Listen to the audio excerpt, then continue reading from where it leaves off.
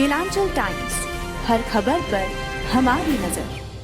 कर्नाटक में विधानसभा चुनाव के लिए बीजेपी पुरजोर प्रचार अभियान चला रही है। इसी कड़ी में प्रधानमंत्री नरेंद्र मोदी ने आज कर्नाटक में भारतीय जनता पार्टी के 50 लाख कार्यकर्ताओं के साथ डिजिटल बैठक की।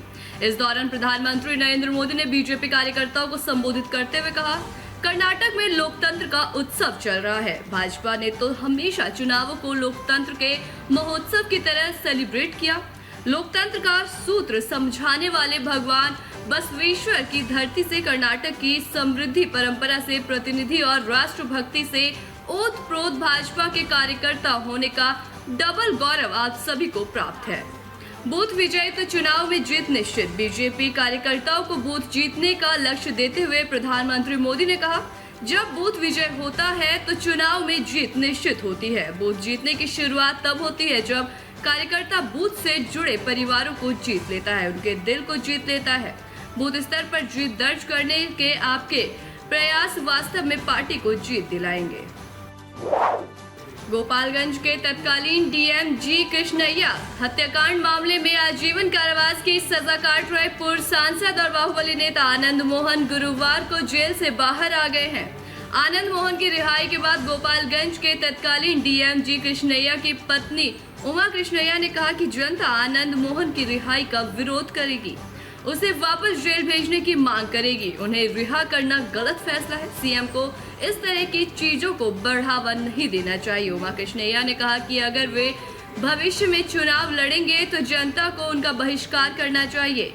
मैं उन्हें वापस जेल भेजने की अपील करती हूँ। वहीं गोपालगंज के तत्कालीन जिलाधिकारी जी कृष्णैया की बेटी पद्मा ने कहा कि आनंद मोहन सिंह का जेल से छूटना हमारे लिए बहुत दुख की बात है। सरकार को इस फैसले पर पुनर्विचार करना चाहिए। मैं नीतीश कुमार जी से अनुरोध करती हूं कि इस फैसले पर दोबारा विचार करें। इस फैसले से उनकी सरकार ने एक गलत मिसाल कायम की है। ये सिर्फ एक परिवार के लिए नहीं बल्कि पूरे देश के लिए अन्याय है। हम इस फैसले के खिलाफ अपील करेंगे। पंजाब के पूर्व मुख्यमंत्री प्रकाश सिंह बादल का आज पैतृक गांव बादल में दोपहर करीब 1 बजे अंतिम संस्कार किया गया। उनके पार्थिव शरीर को घर के बाग में रखा गया, जहां उनके अंतिम संस्कार का इंतजाम किया गया। इस खेत में बादल ने कभी बड़े शौक से किन्नू का बाग लगाया था। अब उसी बाग में उनका अंतिम संस्कार किया गया।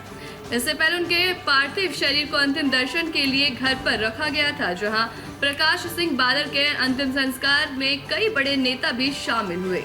वहीं आज पंजाब और चंडीगढ़ में बादल के सम्मान में सरकारी अवकाश की घोषणा की गई। इससे पहले बुधवार सुबह पार्थिव शरीर को अंतिम दर्शन के लिए चंडीगढ़ स्थित शिरोमणि अकाली दल के कार्यालय में रखा गया था। यहाँ प्रधानमंत्री नरेंद्र मोदी ने उन्हें श्रद्धांजलि दी थी।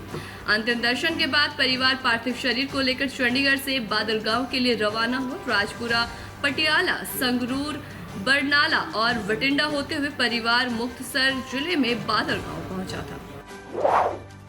आईपीएल 2023 के अंतर्गत बुधवार के मैच में नीतीश राणा की कोलकाता नाइट राइडर्स ने रॉयल चैलेंजर्स बैंगलोर को 21 रनों से पराजित कर दिया। लेकिन इस मैच में तेज गेंदबाजों के प्रदर्शन ने टीम प्रबंधन की चिंता बढ़ा दी है।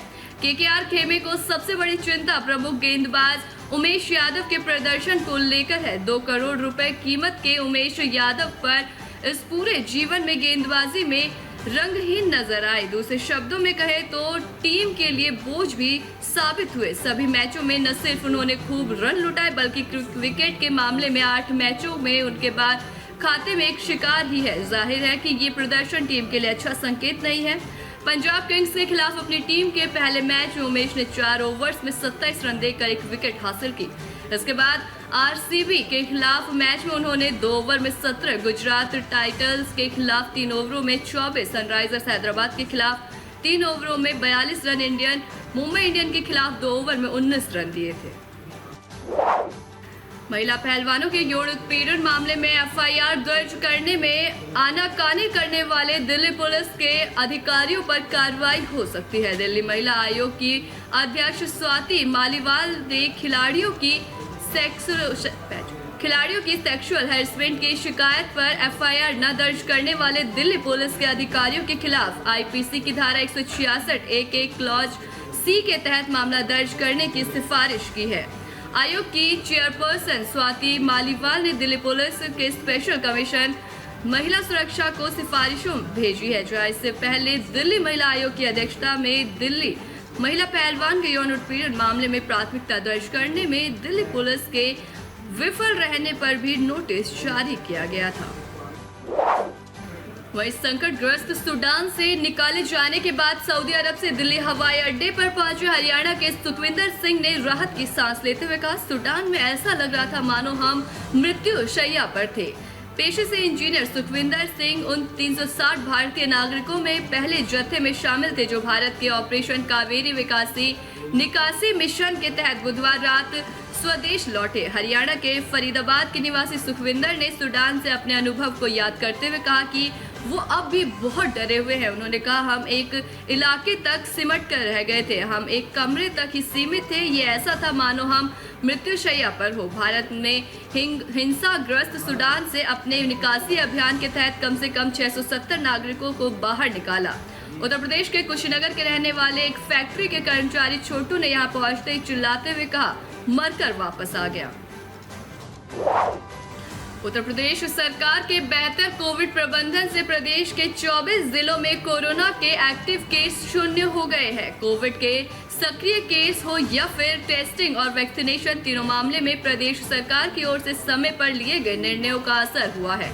सर्वाधिक जनसंख्या वाला यूपी दूसरे प्रदेशों से कोरोना पर लगाम लगाने में अव्वल है। सक्रिय केसों के मामलों में यूपी के हालात दूसरे राज्यों से काफी बेहतर है। कोविड-19 की ताजा स्थिति के मुताबिक शनिवार को प्रदेश के 24 जनपदों में एक्टिव केस शून्य पाए गए हैं। जनपद अलीगढ़, अमेठी, अमरोहा, अयोध्या, बागपत, बलिया, बांदा, बस्ती, बिजनौर, चित्रकूट, देवरिया, फतेहपुर, गाजीपुर, गोंडा, हमीरपुर, हरदोई, हाथरस, ललितपुर, महोबा, मुजफ्फरनगर, पीलीभीत, रामपुर, शामली और सीतापुर में आज कोविड-19 का एक भी मरीज शेष नहीं है। ये जनपद आज कोविड संक्रमण से मुक्त है।